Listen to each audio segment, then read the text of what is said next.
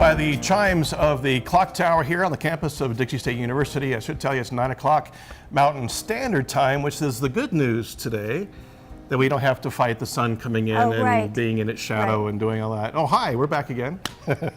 Eric Young with Talking Point Live, along with my companion here. You're doing this on purpose, aren't you? Jennifer Kohler. We've argued back and forth good morning about how much time you take from when I go, and my companion or my colleague. Or, it's going to be a good morning. It's a great morning to be in America today. And if you sense a little sarcasm within that, then you're pretty attuned to the paralinguistics of what's going on. We have a lot to talk about today. This is Wednesday, November 9th, 2016, the day known as the day after America elected Donald Trump as the president-elect. Right, it's something that a lot of people just could not imagine ever happening and still can't quite get their heads wrapped around. Waves of shock seem to be emanating throughout as people come to life. Yes. If they didn't watch last night, what's going on, I'm fascinated to watch what's happening on Facebook. I don't know how you could go to bed last night without watching. Well, I you know, after Pennsylvania fell, I decided that was enough. I didn't need to watch anymore. I watched Michigan's needle go back and forth and back and forth. And well, speaking of watching, what were you actually looking at? Because you and I had different media experiences last night. So you totally ruined my segue. Okay, sorry. I beat you to the punch. So do you remember where you were when Kennedy got shot? Yeah, so second now grade. The question is going to be, do you remember where you were? We're all going to remember where we were, I think, on Tuesday, November 8th, late into the night or into the early morning of the 9th, when it was announced that Donald J. Trump was now the president-elect. So I was at home, in bed. Yeah, try not to go into too much detail. Why? Because I was under the covers. Oh gosh, here trying to stay warm. I hadn't turned the heat on yet. Yeah, okay. Watching my trusty Mac here, election results. I was on the phone with my spouse who was up in Salt Lake City. Okay. And we're going through and constantly doing the math, doing the electoral math, and looking at what states hadn't turned yet, and how's the AP going to go through and call that, what's been going on. We did that for about 2 hours. That's a long time. It is a long time. Long time. Moments of silence in between as we just watched in dismay of what was going on. Where were you? Well, I actually, my husband and I came over here to the campus because the Institute of Politics and Public Affairs at Dixie State hosted students and other members of the community who wanted to watch the results together. So we were in the lobby of the Gardner Center. We had several televisions going. One of them was on CNN and the other one was on Fox News. And I happened to sit on a nice, comfortable sofa where I could see both screens simultaneously.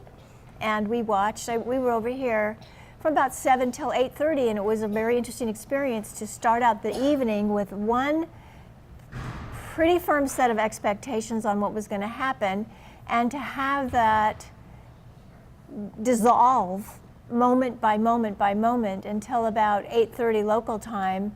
I had a completely different understanding of how the night was going to end.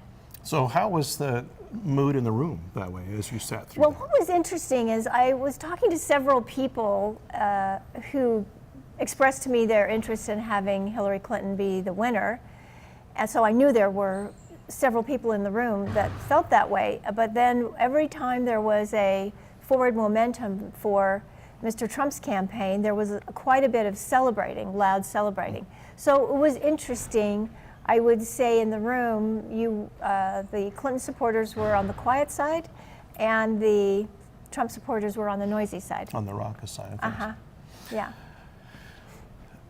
So we had decidedly different media experiences with this. I, for the most part, stayed on a graphic, basically of the electoral map, to where I can go through and click on each state and see how their voting breakdown was county by county. And as each state rolled in some states that stayed undecided for a long time, like Pennsylvania and Michigan, and even Wisconsin for that matter. Watching other states fall as predicted, like Texas, Florida was a little bit of a surprise. But I didn't really venture off that. And who was providing that graphic? So it was through NPR. Okay. But the graphic, my wife was watching the same graphic through a different medium. Okay. And I don't know what that was.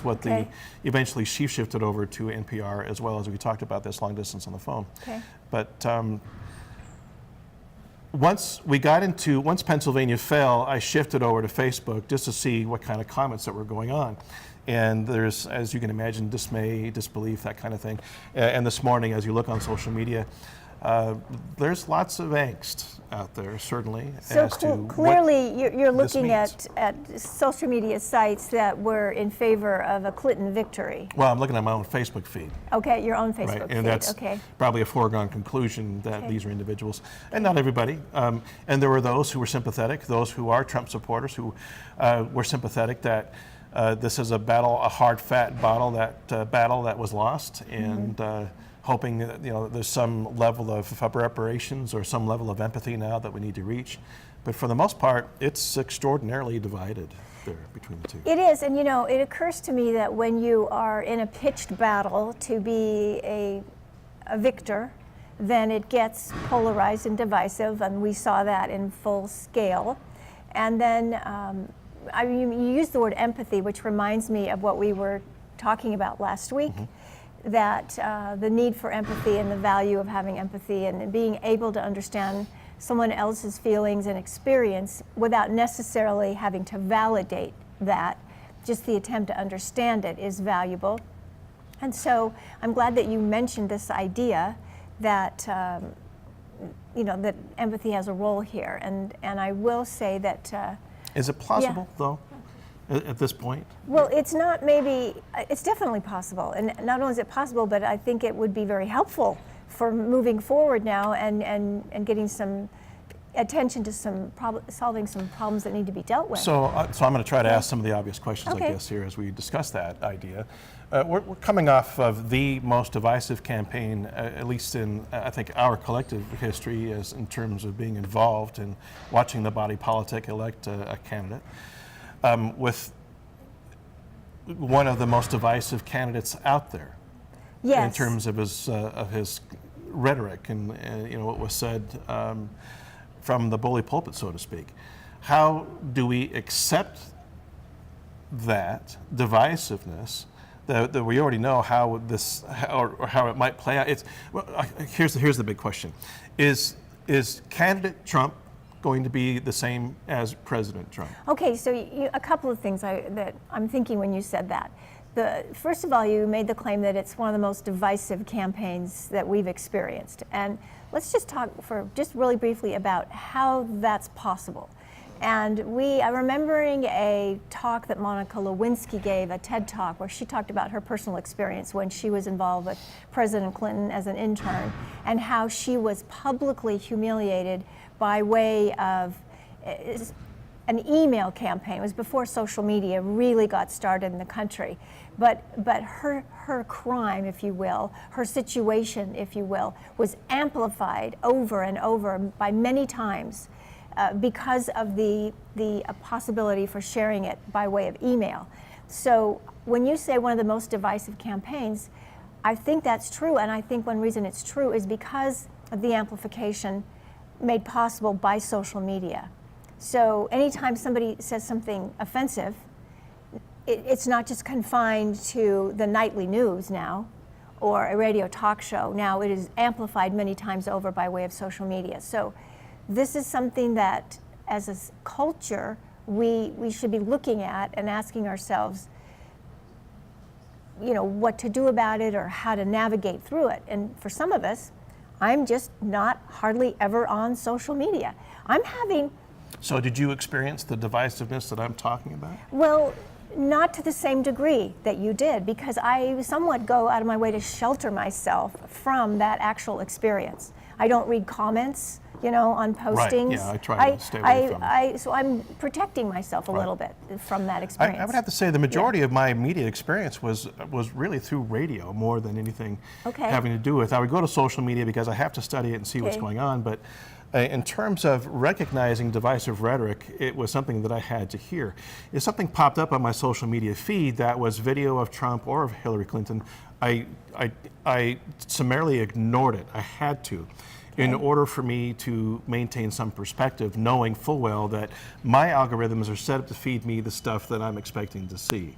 So I tried to truncate that. I tried to, bless you, get away from having that fed to me on a regular basis and really just stick to more of an audio feed more than anything else. Well, so then you mentioned radio, and see, that's another thing. There's NPR radio and there's daytime talk radio. So which radio were you listening to? I was listening to NPR radio. Again, because through, I don't know how many times I've said this over the course of the show, through all my vetting and listening and seeing, they are the most middle of the road that I can find out there in terms of really anything that I'm concerned about. Well, and see, my husband said, Jennifer, you have to listen to this. They're on the radio. They're talking about a revolution in the country. They're talking about arming, and they're talking about all of these very provocative things. That's funny, because I never heard that on NPR. No, you didn't. But on other radio, daytime talk radio, that was my point. Right. So again, depending on the media that a person consumes, they have maybe a vastly different experience of what's going on around us. The point you're trying to make, though, about social media is that regardless of what the stint of the content, if I dare call it the literature of whatever that post or whatever that meme might be, if you click on that, you voted for it. You have trended it up. And you've done, yes, okay. And that's what Trump excelled at doing, was being so divisive, so controversial, that even though it created some type of a maelstrom, M-A-E-L. S-T-R-O-M? Yeah, okay, little Miss Feminist here. Despite going through and stirring it up, if you didn't agree with that, but you still shared it, it was still upvoted Trump. It did. And as he was so fond of saying, any coverage was good coverage. Right. For Well, let me just, since you brought that up, let me just, on one of the stations I was watching last night, because I did not go to bed at a certain point when I saw how it was going to go. I had to stay awake to listen to the president-elect make his first announcement as our future leader. But so in the meantime, I'm one of the people giving opinions. Van Johnson made what I thought was an interesting observation. And it harkens back to the power of social media and media in general. And he said, look at what's happened, because everybody's trying to get their head around, how did this happen? A lot of us are like in disbelief, and some people like... Well, because the polls showed 180 degrees out of phase, right? Right, and so he made the point, What he said, look at President Roosevelt. He harnessed the power of the radio. That's how he reached out and connected with the American population. Well, that was the only channel singularly available to his politic and to his constituents. And he used it effectively. Right. Well, could he not? Well, I guess he could not have used it in that respect. But being the only channel, of course, it's going to be effective. Okay. And a new channel at that. That this was something relatively new to, from a technological standpoint, to his constituents. He didn't have to be a great public speaker. He didn't have to have a powerful message. Just by virtue of delivering a new message via a new channel is going to get everybody's attention. Okay, so much like social media did for Barack Obama in 2008. Right, so he had that channel. Kennedy had the television. He managed to appear more attractive and persuasive on television than his rival Nixon. Well, the checkers debate fleshed out all kinds of things for the body politic when it comes to aesthetics. Nixon was in a gray suit, low contrast. He had no makeup. He was sweating. So Kennedy harnessed television at that moment in time. Unknowingly, really. He came into it, and again, the media flushed that out. And on the radio, people who listened to the checkers debate thought that Nixon really did a superior job in putting forth his ideas. And the platform, those who watched it on television came to the conclusion that Kennedy was much more charismatic, which is, a segue that I want to get into. We've gone so many different ways here, and we probably need to follow a few breadcrumbs back to some points that we want to make with this. However, Donald Trump represents for us, I think, in American media history, the first individual to take the majority based on charisma alone. This is not an individual with experience having to do with governing. This is not a person who has had any military experience whatsoever.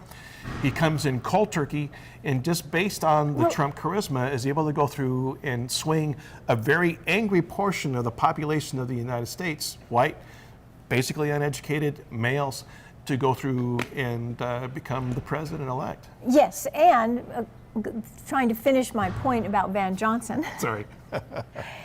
Is that Things are a little high Obama today. harnessed social media for individuals fundraising, first, innovative thing.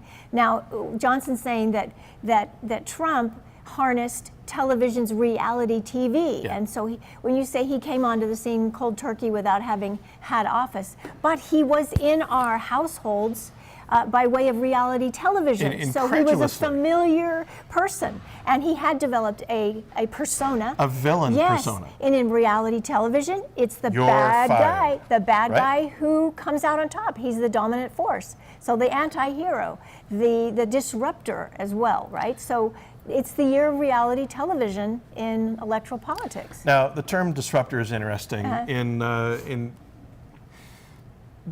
entrepreneurial circles, disrupting is something that everybody's striving to do. Here, I'll stay there. Then we're going to do it.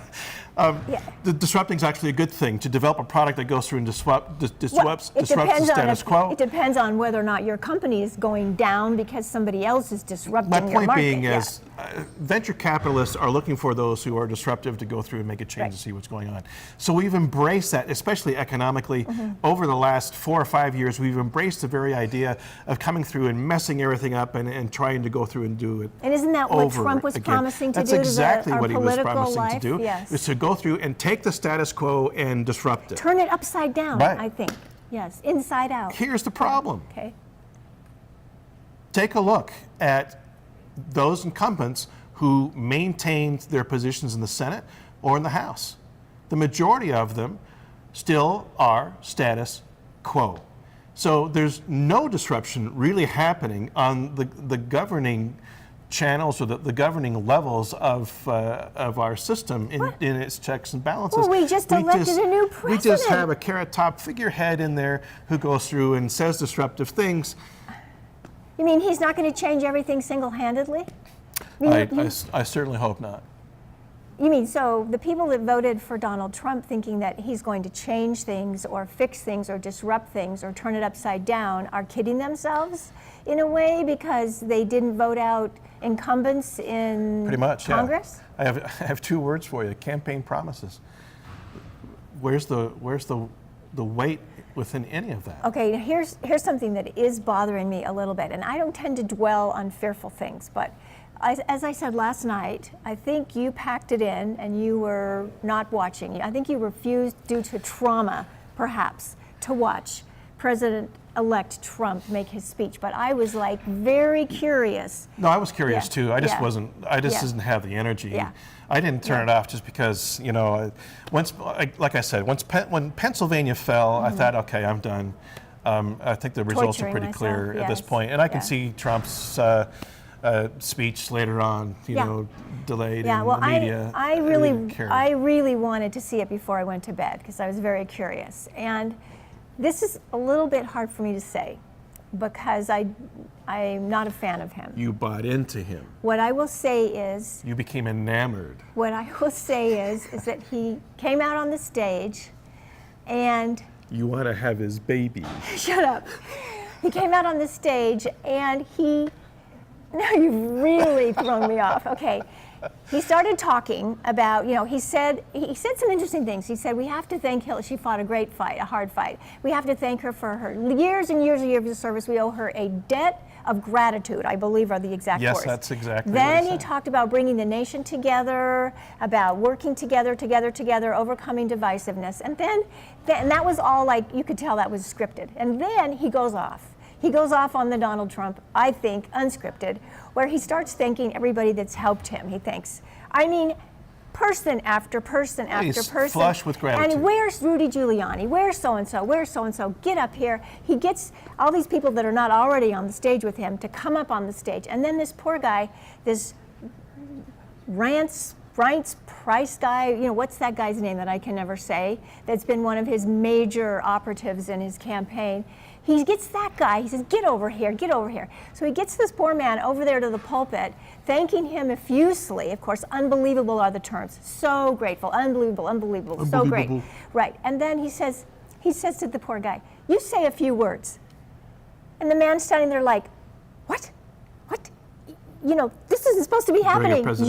You're talking. I'm not supposed to be talking. And Trump's like, no, go ahead. But that's what's endeared America to Trump. I will say. Is that's what? I will say I found his unscripted being himself, authentic. It came across to me as pretty endearing. Wow. I know. And then it reminded me of this movie I told you about earlier with Jack Nicholson in it called Something's Gotta Give. I think it was made 20 years ago, like in '97. And do you remember the beginning of the movie where the Jack Nicholson character, he's in his apartment building and his neighbor lady has this annoying little barking dog. And so she comes, the dog runs out and is escaped in the hallway. He takes this dog and he puts it down the garbage chute. The trash chute. Yeah. And you're thinking, he's the most despicable person on the planet. I hate that man. Unless you don't like little yapping dogs. Even so, I don't like yapping dogs, but putting him down the trash chute. But then I found myself by the end of the movie sympathizing and rooting for this man. But that's a character arc written into a film to go through but entertain people. I had this feeling, like I said, Are we at Trump's character arc right now then? Oh, I don't know where we are. Now he's going to go through and say, just kidding, I'm really not going to build a wall, I really don't hate Mexicans and black people, and I'm really respectful to women, and I was just saying that so you'd vote for me. But here's the thing that really is making me worried now, and I'm being serious now. Okay, now listen. Right. Okay, so he made the promise that he was going to go after Hillary Clinton, right? He's going to have her investigated, prosecuted, put in jail for her corrupt behavior. Lock her up. Okay, lock her up. Oh, and that was mortifying to hear people chanting that. As if due process really has no room whatsoever. Well, no, she's going to get prosecuted and tried. But anyway, according to him. There has to be evidence in order to go through and indict. But the problem is how are you going to heal? How are you going to heal the divisiveness in the nation? Right? How are you going to bring people together? How are you going to start working together and get past the divisiveness if you have promised to basically persecute at some level or prosecute, however you want to say it, your major opponent? Well, I think he has to back off on that. Because if he doesn't, then his credibility is undermined from the get-go. Well, if he doesn't, then democracy is undermined completely. If he indeed does follow through with the threats to go through and lock her up, like he says, then the country is in trouble in terms of democracy.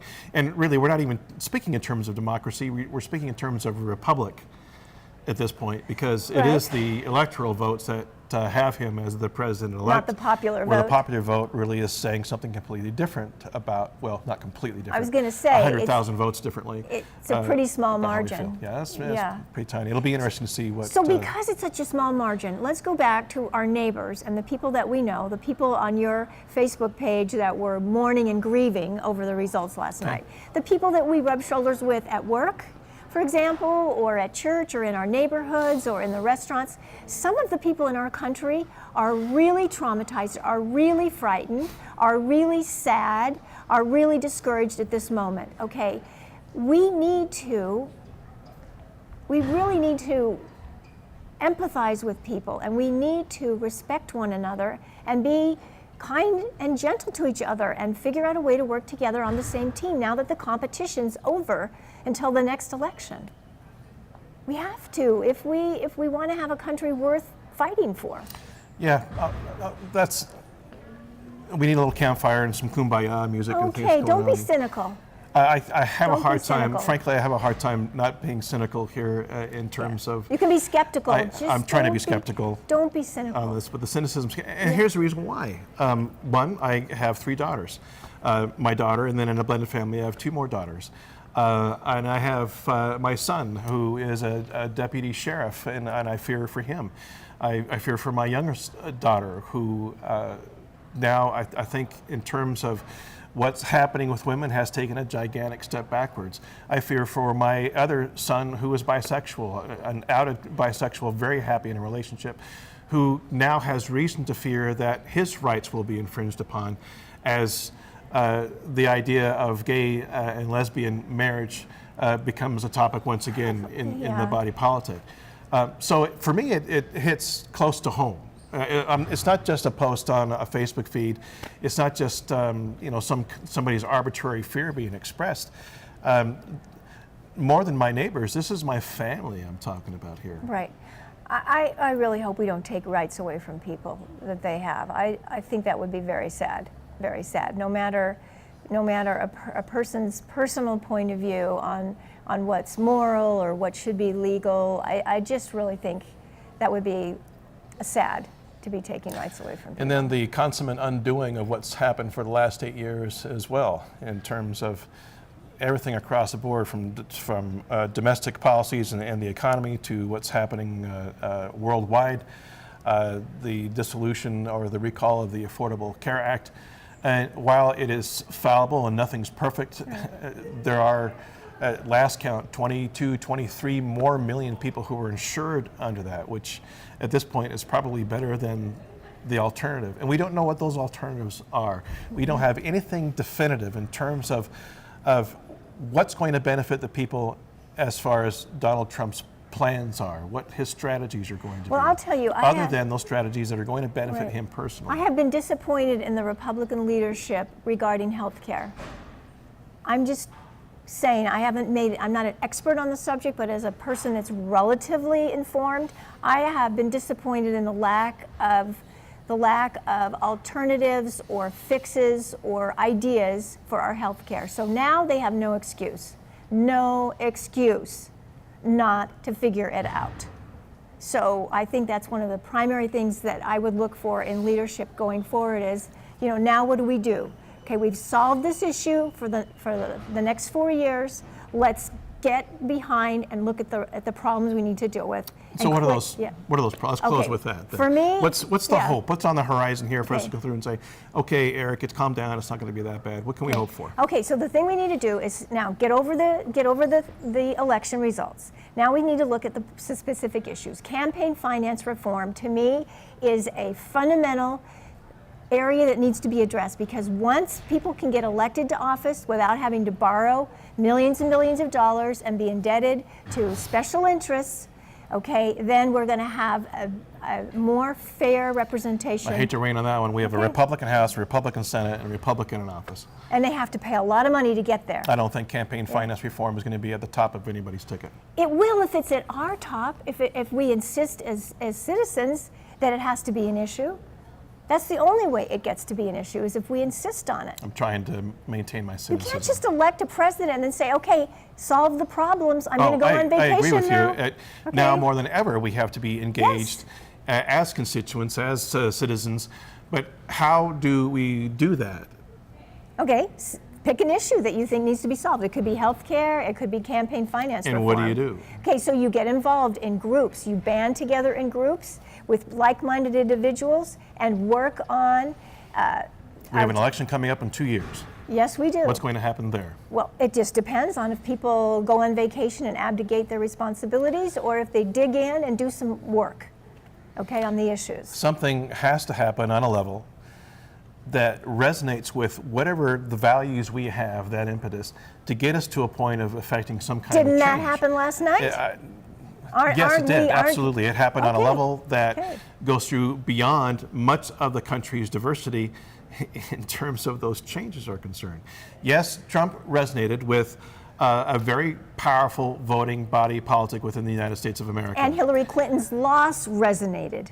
Yes, yeah, it did. We are resonating all over the place. There's probably hardly any people awake today that aren't like being affected by what happened. So does that mean all is lost, or does that mean that we might have the ability to go through and... Put on your big boy pants and go to work, citizen. Well, that's what I'm doing here with you on the show. That's we're trying to, at least, is to affect some kind of conversation to get a change going on that way. Yeah. And Don't complain if you're not part of the solution. right? I voted, you know, I'm trying to be part of that solution. Okay. And that's what we'll be tackling from this point on Talking Point, our resolutions. How do we go through and make a more effective change in the body politic? It's not over by any stretch of the imagination. Heck no, the work's just getting going again. You spent another half hour with us. We appreciate you tuning in to Talking Point Live here on Facebook, as well as on YouTube, and eventually on the Community Education channel. I think we're getting a little closer to being broadcast there as things go. Thanks for joining us. We'll see you next week, next Wednesday, will we? Yeah, Yes. I guess, Yeah. Right. I'm Eric Young, and this is, wait for it, Jennifer Kohler. Thanks for joining us. Talk to you later.